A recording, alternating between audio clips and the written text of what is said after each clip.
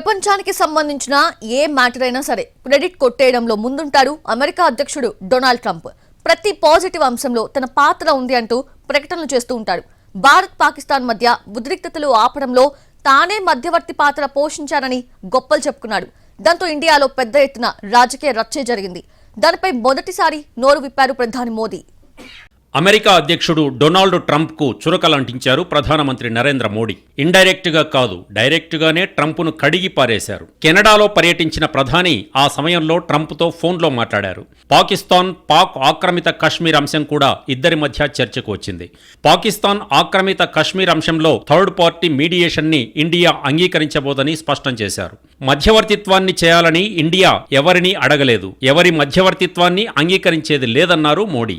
ఏప్రిల్లో జరిగిన పహల్గాం ఉగ్రదాడి తర్వాత ఆపరేషన్ సింధూర్ పేరుతో పాకిస్తాన్ ఆక్రమిత కశ్మీర్లోని ఉగ్ర స్థావరాలపై దాడులు చేసింది భారత్. ఆ తర్వాత పాకిస్తాన్ సైనిక స్థావరాలపై కూడా దాడులకు దిగింది.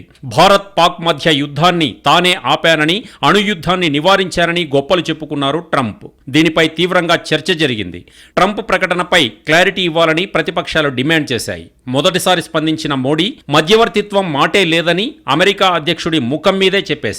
G7 సదస్సు సైడ్ లైట్స్లో భాగంగా ప్రధాని మోడీ, అమెరికా ప్రెసిడెంట్ ట్రంప్ మధ్య సమావేశం జరగాల్సి ఉంది.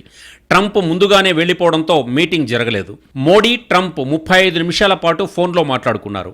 ఏప్రిల్ 22న పహల్గాం ఉగ్రదాడి తర్వాత ట్రంప్ మోడీకి ఫోన్ చేసి సంతాపం తెలియజేశారు. ఉగ్రవాదానికి వ్యతిరేకంగా చేసే పోరాటంలో అండగా ఉంటామన్నారు. ఆ తర్వాత వారిద్దరూ మాట్లాడుకోవడం ఇదే మొదటిసారి. ఆపరేషన్ సింధూర్ వివరాలను అమెరికా అధ్యక్షుడికి వివరించారు ప్రధాని మోడీ. పహల్గాం ఆపరేషన్ సింధూర్ పరిణామాల సమయంలో భారత్, అమెరికా మధ్య ఏ స్థాయిలోనూ వాణిజ్య ఒప్పందం గురించి చర్చలు జరగలేదు. భారత్, పాకిస్తాన్ మధ్య అమెరికా మధ్యవర్తిత్వం అంశంపైన చర్చలు కూడా జరగలేదు. కాల్పుల విరమణ ఒప్పందానికి సంబంధించి భారత్, పాక్ మధ్య మిలిటరీ స్థాయి చర్చలు జరిగాయి. పాక్ అభ్యర్థన మేరకే భారత్ దాడులు ఆపేసింది. ఎప్పుడు భారత్ ఇతరుల మధ్యవర్తిత్వాన్ని అంగీకరించబోదనే విషయాన్ని అమెరికా అధ్యక్షుడికి మోడీ స్పష్టంగా చెప్పారని విదేశాంగ కార్యదర్శి విక్రమ్ మిశ్రీ తెలిపారు. కెనడా నుంచి తిరిగి వెళ్తుండగా అమెరికా రావాలని మోడీని ఆహ్వానించారు ట్రంప్. ఫిక్స్ అయిన షెడ్యూల్ కారణంగా తాను రాలేనని మోడీ చెప్పారు. అదే సమయంలో భారత్లో జరిగే క్వాడ్ సమావేశం కోసం ట్రంప్ను మోడీ ఆహ్వానించారు. 2 ఏళ్లుగా తీవ్ర అఘాతంలో కూరుకుపోయిన భారత్, కెనడా సంబంధాలను పునరుద్ధరించాలని ప్రధానమంత్రులు నరేంద్ర మోడీ, మార్క్ కార్నీ నిర్ణయించారు. G7 సదస్సు సైడ్ లైన్స్ లో మార్క్ కార్నీతో సమావేశమయ్యారు మోడీ. దౌత్యవేత్తల పునర్నియామకానికి ఇద్దరు ప్రధానులు అంగీకరించారు. వాణిజ్య అంశాలపైన ఇద్దరి మధ్య చర్చ జరిగింది.